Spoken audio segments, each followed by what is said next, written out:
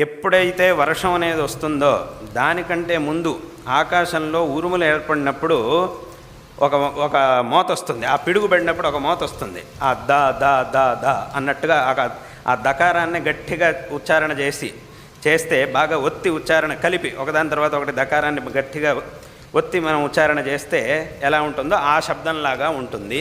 కాబట్టి ఆ శబ్దం యొక్క రూపంలో బ్రహ్మ ఇప్పటికి కూడా ఈ సమస్త జగత్తుకి ప్రతిసారి వర్షాకాలం వచ్చినప్పుడల్లా, వర్షాలు పడినప్పుడల్లా బ్రహ్మ ఉపదేశిస్తూనే ఉన్నాడు అని వేదం ఇక్కడ చెబుతూ ఉన్నది.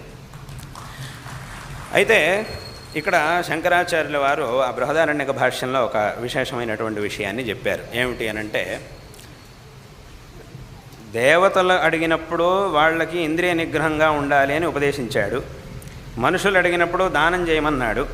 రాక్షసులు అడిగినప్పుడు దయతో ఉండమన్నాడు. అక్కడికి ఏమైంది? మనుషులకు కావాల్సింది దానం,